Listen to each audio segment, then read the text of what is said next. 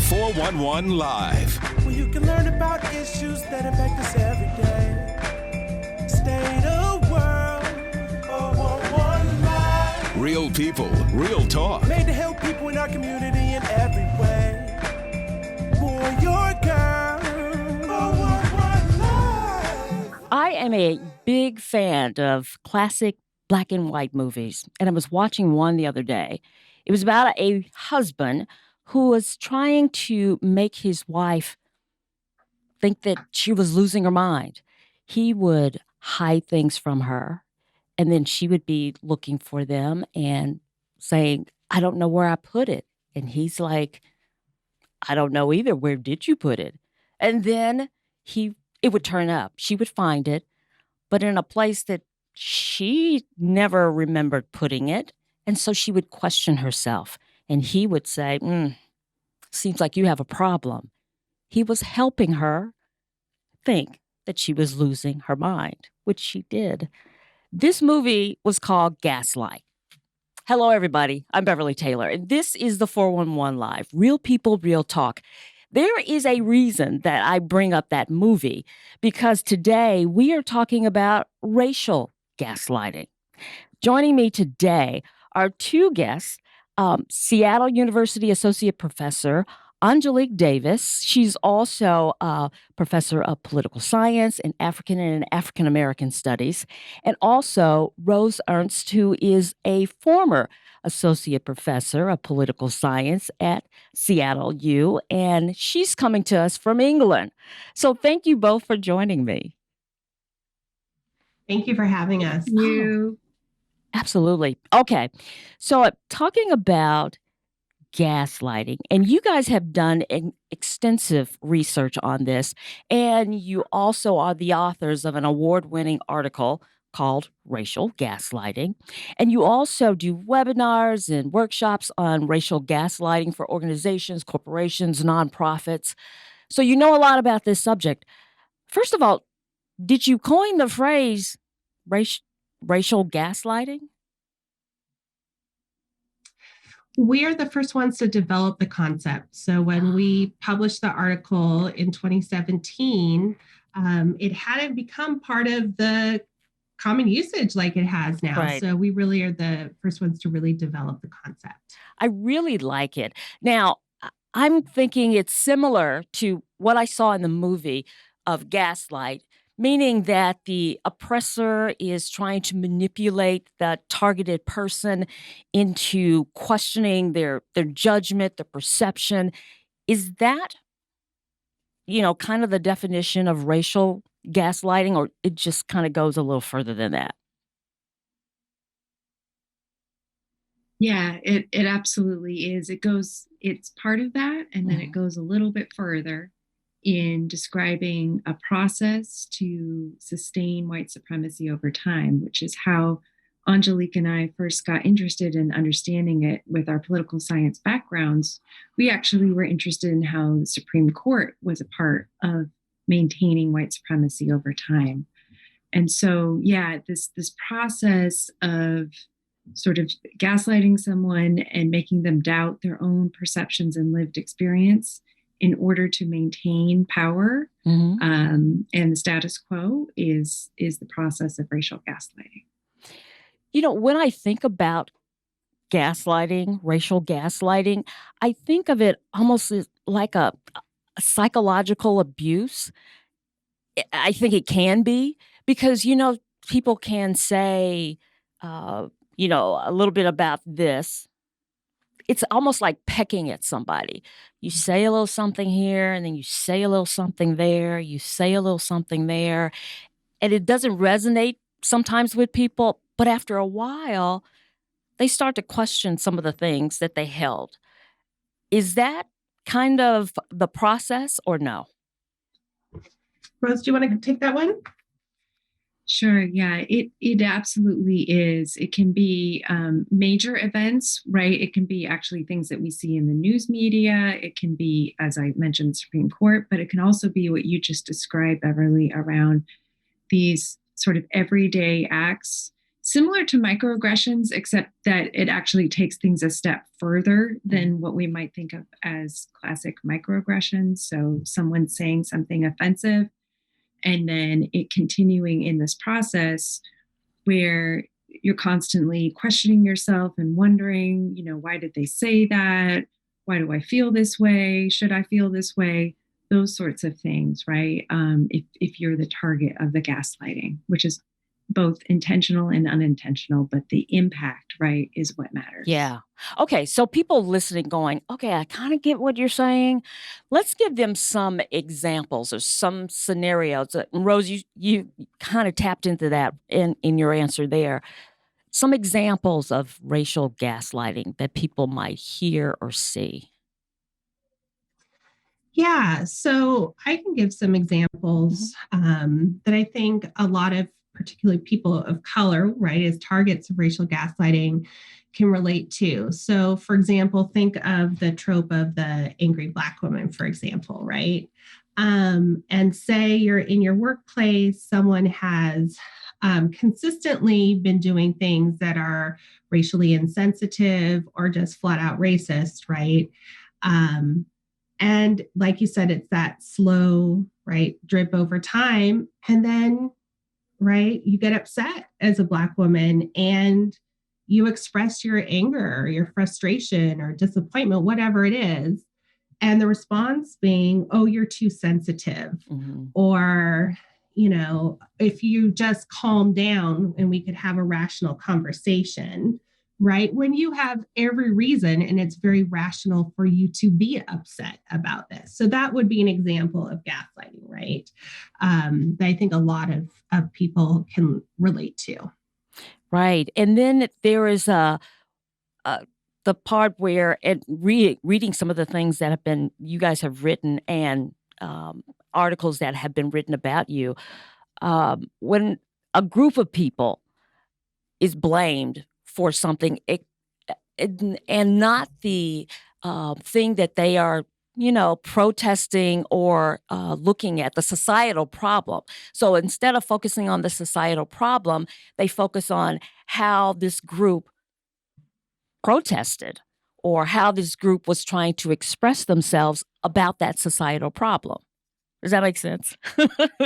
Absolutely. I think, so for example, one of the things that has come up quite a bit recently is surrounding, say, the uprisings and Black Lives Matter protests, right?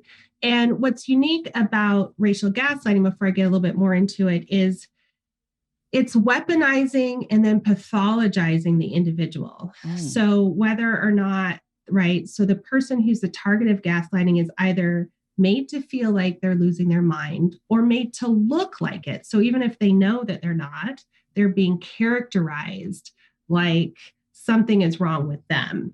And so when we're thinking, for example, some really recent things that have come up quite a bit with, say, the George Floyd and all of the other Black Lives Matter protests, are many saying, for example,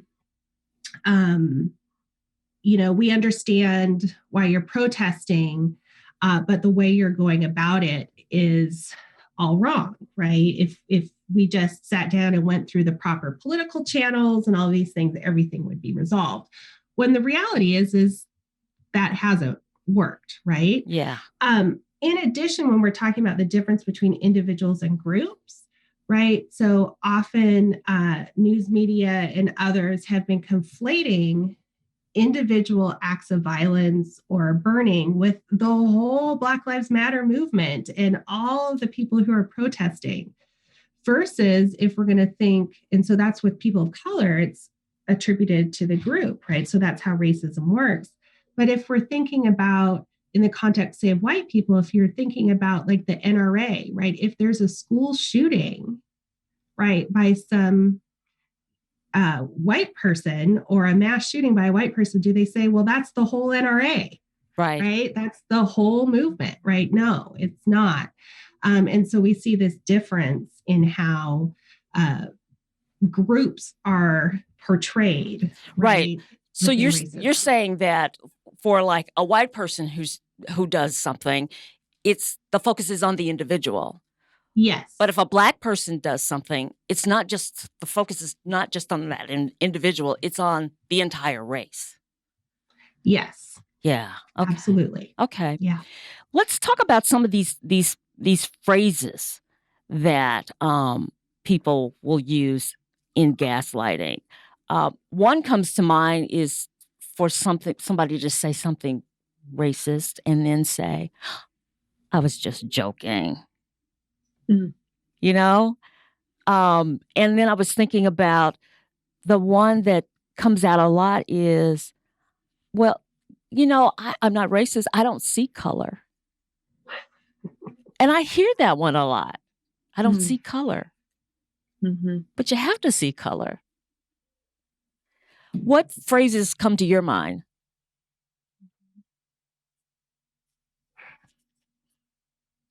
Am I putting you on the spot? No, there's just so many. If Rose wanted to go. You want me to oh, there's just, yeah. I mean, what you just mentioned, Beverly, as, classic so-called colorblind racism, right? Like, I don't see race, right? You already mentioned, I agree with your message, right? But I don't agree with the way that you're doing that. That's classic tone policing, right? Another thing could be saying something like, "Oh, you're exaggerating. It's not so bad," right? Right. And that would be sort of a trivializing or minimizing of a situation, right, in order to dismiss it, right? And a classic one would be like, "I'm just trying to help," right? Yeah. And which is, Angelique and I was living in Seattle a while ago. Classic place where progressive racism comes out in the sense of like, I'm just trying to help, right? And not realizing all of the stuff that is wrapped up in that for us as white folks. Yeah. We're going to talk. Yeah. Go ahead. Oh, I was also going to say, I think even recently, for example, so many organizations have been making statements of solidarity, say in support with Black Lives Matter or regarding structural racism. But then often their own employees are miserable, right? Their own employees of color are miserable. And, you'll see responses, and I've been talking to people around the country, they'll, for example, bring up in their workplace, well, they've made this statement, they must be open to this. So start talking about things that they've noticed, but that aren't acknowledged. And I'm so sorry for this puppy in the background. That's okay. But, let's introduce it. It's Zoe, right? Yeah. Okay. That's the Zoe the puppy. So we know. Okay, go ahead. Sorry, everyone. But what'll happen is then people will say, well, we have these problems in our workplace. And another way of gaslighting is also withholding or what we could call forgetting with air quotes or willful ignorance, meaning that, oh, we have a problem here, right? So let's form a committee or let's do an additional study and let's form a committee and put you on it. And then you can lead the work to figure it out, right? Do you see that's also a form because, right, it's very obvious that there's problems. Often there's overwhelming evidence, but instead of taking action, right, there again, we need to study this further. We need to understand this further. We're going to make a committee and we're going to have you as the person of color head the committee or be on the committee and do this unpaid labor that isn't part of your job description to help sort this out for us.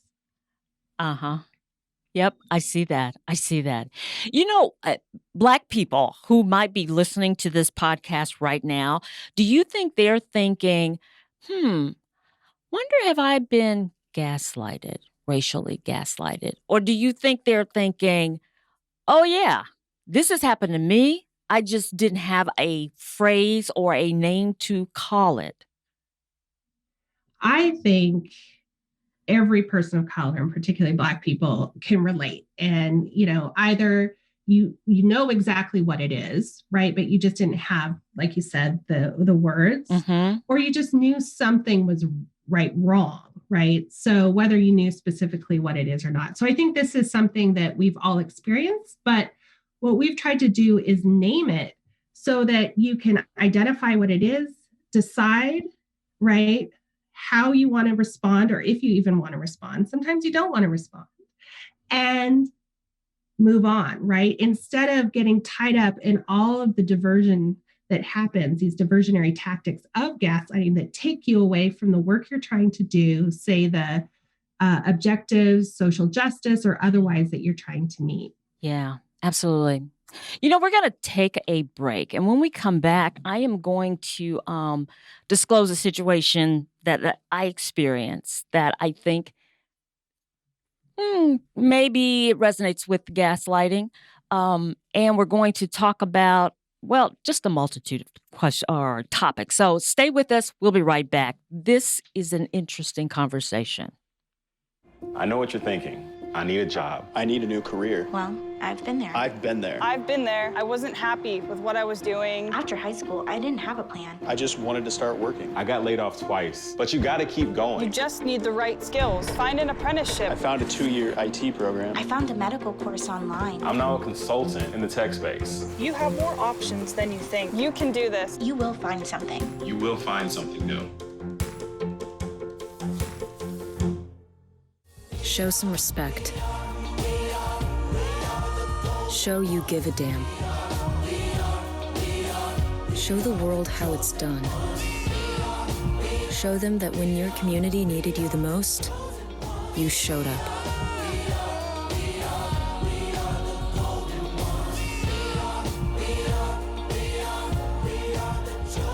Mask up, America.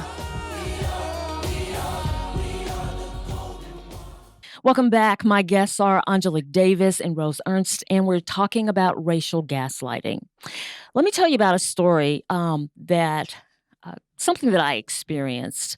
A colleague was doing his genealogy and doing a lot of research, and he came to me very giddy, very happy, and showed me a document, and I looked at it, and it was a document that chronicled the property that one of his ancestors owned.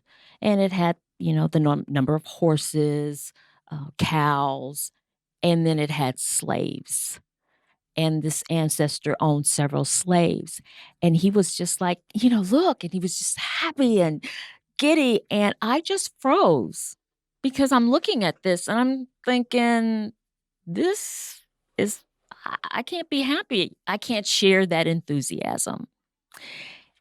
And I think after a while, he looked at my face and kind of saw my demeanor and then was like, well, that this is how it was back then. People owned slaves and that's the times that it was. And that's the way that's the way it was. I couldn't really respond to him. And I couldn't shake it. Like the next day I was thinking about that whole encounter and I found myself trying to give him excuses. I know that this person would not intentionally try to hurt me. He was insensitive, but he didn't realize it, that kind of thing. But his response, if he saw my demeanor, he didn't say, yeah, I know this is a sticky kind of subject, but this is what I found. He didn't say that. It was just like, this is the way it was. And I'm wondering, was that a form of gaslighting? Could I have labeled that? What do you guys think? Angelique, I'll go ahead and take it for a second. Okay. Yeah, I'm so sorry it happened to you. And it's a classic example of racial gaslighting. As Angelique mentioned earlier, this tactic of withholding, where his response was this feigned ignorance about history and what the meaning of enslavement actually means and what it means for you and for him, right, in that relationship. And in addition to that, he was just in the initial encounter, what he was doing was trivializing, right, the history of enslavement. And so those are both two tactics. And I'm sure there's even more we could tease out there that was a part of it, as well as his emotional affect, right, toward you initially, this giddiness, which has been sticking with me since you told me this story. And that in itself, right? Like the expectation that you would share this giddiness and this happiness somehow around this discovery, right? Clearly, like that in of itself, right, is this power play that sort of, as you said, sort of knocks you off your feet. And to this day is something that you're still processing, which is part of the energy drain of gaslighting. Right. I'm sure Angelique has a lot more to add. Well, and what I want to add to that is, when just like racism, right? There is intentional racism, but most racism is not intentional. It's part of the structure, right? It's part of our society. A lot of people, as we know, want to say racism and think of the KKK, but right, it's these everyday encounters that we have. And so, whether it's intentional or not, right, it still is racism, right? And so that was still impacting you in that way. And I think that's part of what makes it really challenging. And there's so many different ways in which people will gaslight, again, whether intentional or unintentional. So like you're talking about here, there's trivializing. There could be diverting attention, right? Like I was saying earlier, like forgetting or willful ignorance, right? They don't want to make a difficult decision. Many other ways, right, that can be done. And we go into depth about this in our webinars and trainings, where we like to say it's not your traditional diversity training, in that we really like to call this anti-racism training, and that we're teaching you a skill to not only be able to recognize, but also to respond to it. And so I like to tell a lot of people, like what you were talking about, that, myself, I, in many ways, I would like to say recovering gaslightee, in that, walk away. I think a lot of people of color can relate. Like, did they really just say that to me? Or wait, did I hear that? Right. And then you go and you spend days ruminating about it, or conversing with friends and family or close colleagues and trying to figure out, how should I respond? All of this. And it's such a drain of your energy, right? From what it is that either you're wanting to accomplish or trying to accomplish, right? It's such a diversion. And so, our hope with this work is that it really helps people to name it, and then to decide how they want to move forward. So instead of being stuck in this, am I perceiving this correctly? Right. It's like in your situation, oh, he's gaslighting me. Okay. And then you may decide that you want to respond, or you may not, right? Because as people of color, we know if we raise something that's racist with someone who's white, often that can take so much energy to try to unpack with them why it was racist, and often try to help them feel better about how they're not racist, right? And so sometimes we may choose to respond certain ways, but other times, right, we're going to, as many of us say, pick our battles, right? And save our energy, because there's other things that are really more important to us in the moment. Absolutely.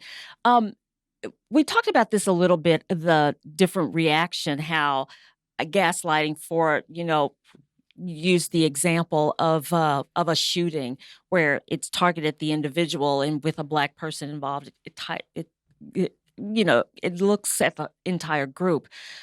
But in that same vein, Rose, I want to ask you, a white person can be racially gaslighted, right?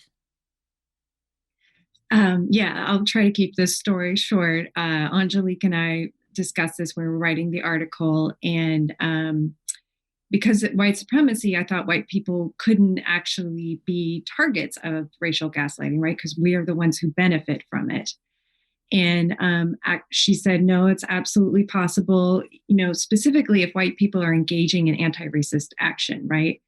And that's the key point here. So in this case, what can happen is if white folks speak up, let's say there is a meeting where racial gaslighting is targeting folks of color, and they say, hold on a minute, wait just a second. Racial gaslighting can occur for them. The consequences of it are very different. Sometimes they'll be punished, sometimes they'll be co-opted, and sometimes they'll be praised. But the purpose is really to keep them isolated and keep them contained from doing any more activity.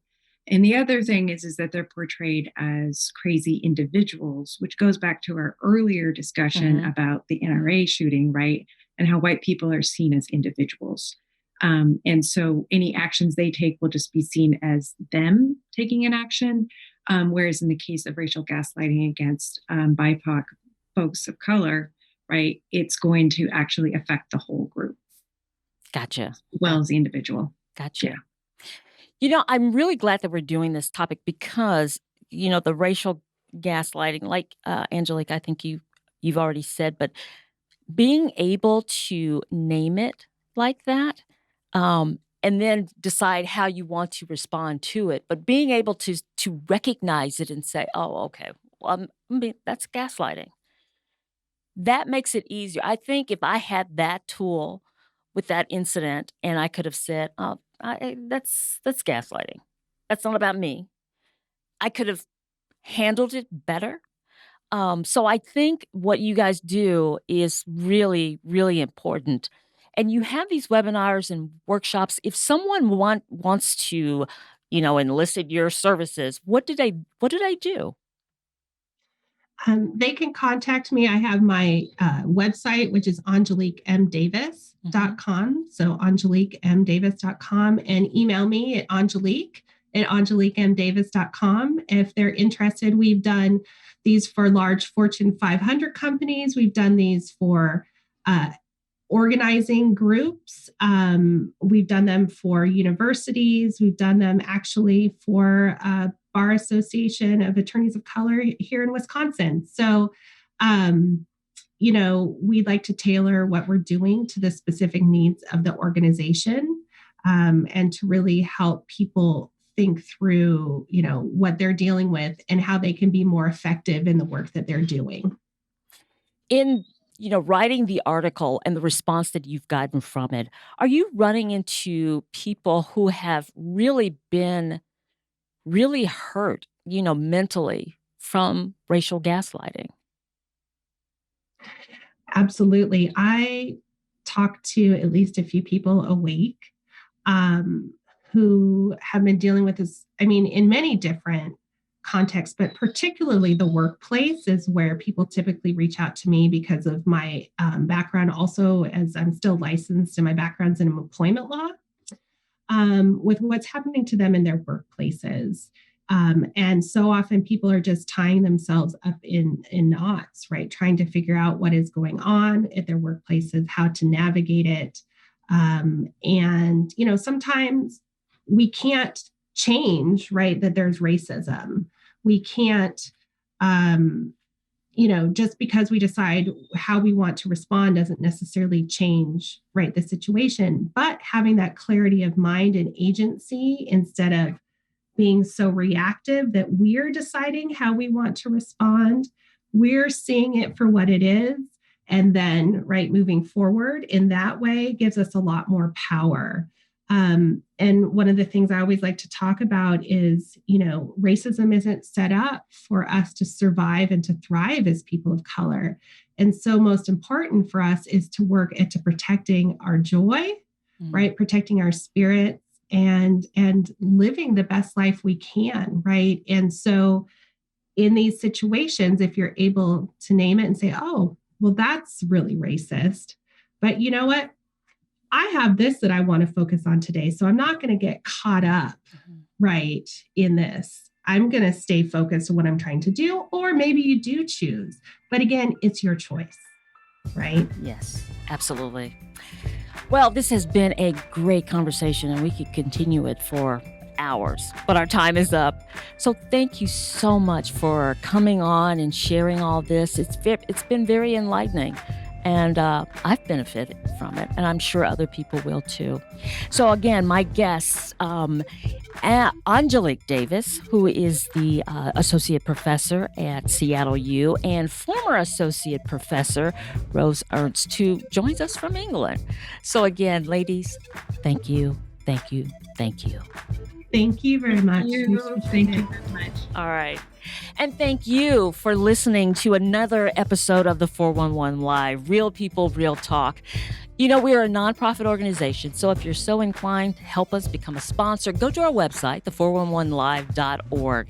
Until next time, I'm Beverly Taylor, and this is the 411 Live. Real people, real talk. If you would like to check out past episodes, there are many ways. Go to your favorite podcast platform. Follow us on Twitter and Instagram. Like and watch us on Facebook. Watch and subscribe to our YouTube channel. And if you have suggestions for future episodes, go to our website, the411live.org.